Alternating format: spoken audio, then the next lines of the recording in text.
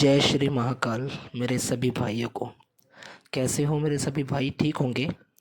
आज मैं आप सभी भाइयों के लिए एक साधना लेके आया हूँ जिनकी जिनके गुरु का स्वर्गवास हो गया हो, ठीक है ना, समाधि में लीन हो चुके हैं और उनकी गद्दी थी जो उनके शिष्य वगैरह चला रहे हैं। आपकी जो गद्दी है बंधी पड़ी है, या आपकी कोई शक्ति है जो बंद गई हो, या काम करना बंद कर दिया हो, या आपके कोई प्रश्न हो, सवाल हो, जवाब हो जो आपको पूछना हो, या कोई जानकारी उनसे प्राप्त करना हो, तो आप इस साधना से आप कर सकते हो, ठीक है ना। बहुत लाजवाब साधना है, आजमाई हुई साधना है और मैंने भी इससे काफ़ी ज़्यादा काम लिए हैं और अभी भी लेता हूँ, ठीक है ना। जब मुझे ज़रूरत पड़ती है मैं इसका उपयोग करता हूँ, तो आप भी काम ले सकते हो इससे और उपयोग कर सकते हो, ठीक है ना। लेकिन एक चीज़ ये है कि बार बार काम नहीं लेना है। जब कोई काम आपको हो तभी इसका प्रयोग करना है, ठीक है ना। आजमाइश के तौर पर बिल्कुल भी प्रयोग ना करें, ठीक है ना। तो और ये यूट्यूब पे शायद किसी ने अपलोड किया हो, आज पहली बार मैं यूट्यूब पे अपलोड कर रहा हूँ, ठीक है ना। बहुत गोपनीय विधान है और मुझे ये एक अघोरी साधु थे, अघोरी साधु, उनसे प्राप्त हुआ था। आज मैं आपको ये बताने जा रहा हूँ, ठीक है ना। तो वीडियो को बिल्कुल भी स्किप नहीं करना है, वीडियो को पूरा देखना है, तभी आपको समझ में आएगा, ठीक है ना। बाद में आप मेरे से पूछोगे, इससे अच्छा है वीडियो को पूरा देखिए। और जिसने भी हमारे चैनल को अभी सब्सक्राइब नहीं किया है तो वो कर ले, ठीक है ना। और घंटी ऑल पे कर ले ताकि हमारा हर वीडियो उस तक आसानी से पहुंच सके। तो देखते रहिए, निश्चल धाम सरकार में बढ़ते हैं साधना की ओर। अब ये साधना करना किस दिन से है और किस टाइम करना है?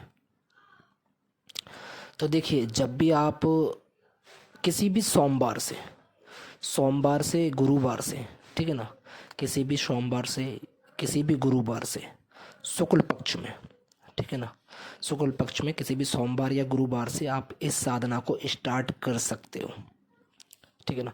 इसमें आपको सामग्री की आवश्यकता क्या पड़ेगी मैं आपको बता दूं। आपको एक आसन चाहिए, आसन कोई सा भी हो, ठीक है ना, आसन चाहिए। रुद्राक्ष की आपको एक माला चाहिए, ठीक है ना, रुद्राक्ष की एक माला, बस। और किसी चीज़ की कोई आवश्यकता नहीं है, ठीक है ना। अब आपको करना क्या है कि सोमवार से आप इसको करते हो, स्टार्ट करते हो, या गुरुवार से करते हो, ठीक है ना।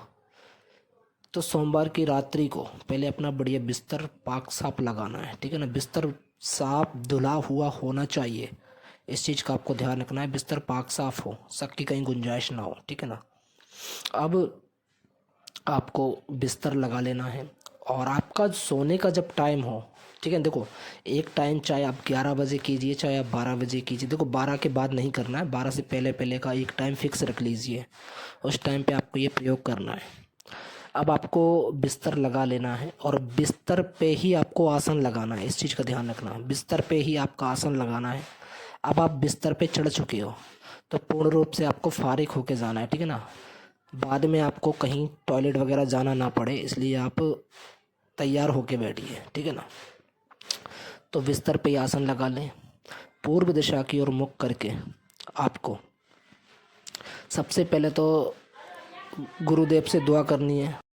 सबसे पहले आपको अपने गुरुदेव के प्रणाम करना है और प्रार्थना करना है कि आप किस प्रश्न से, किस उद्देश्य से उनकी ये प्रयोग कर रहे हो। आपकी जो समस्या है वो आपको बोल देना है कि मेरी गद्दी बंधी हुई है या मेरी जो अन्य समस्या है इनका मुझे हल चाहिए, ठीक है ना।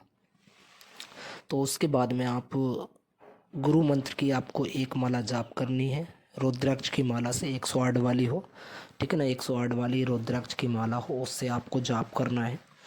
और जाप करने के बाद में जो मूल मंत्र आपको स्क्रीन पर नज़र आ रहा है, ठीक है ना, गुरु मंत्र की एक माला जाप करने के बाद में फिर आपको 108 बार जो मंत्र आपको स्क्रीन पर नज़र आ रहा है इसको पढ़ना है, ठीक है ना। एक बार मैं आपको मंत्र बोल के सुना देता हूँ। मंत्र कुछ इस प्रकार है। हनुमान की खोपड़ी, नारसिंह का कड़ा, यहाँ सुमिरो सतगुरु हाजिर खड़ा, ठीक है ना। इसको आपको 108 बार पढ़ना है और चुपचाप सो जाना है। अब पढ़ने के बाद में आपका जो आसन है, आसन को आपको फोल्ड करना है, घड़ी करना है, और जो आपका तकिया है, ठीक है ना, जो आपका सिराना है, उसके सीधे हाथ की साइड आपको आसन रख लेना है अपना, और जिस माला से आपने जाप किया है उस माला को तकिए के नीचे आपको रखना है और चुपचाप सो जाना है, ठीक है ना। गुरु का ध्यान करते करते ही आपको सो जाना है, फिर आपको किसी से बातचीत नहीं करना है बिल्कुल भी।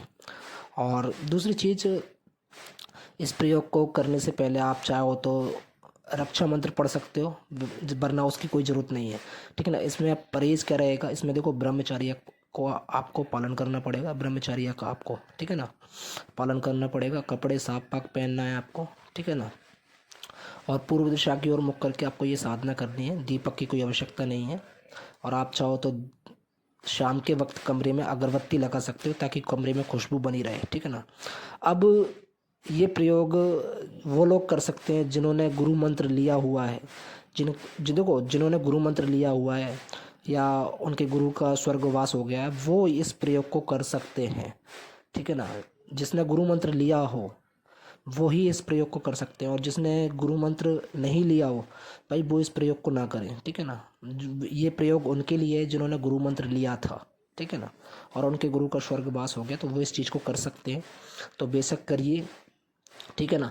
लेकिन जब भी कोई साधना करो भाई मेरी, तो एक बार इजाज़त लेना बहुत ज़रूरी है, ठीक है ना, बिना इजाज़त के ना करें, ठीक है ना।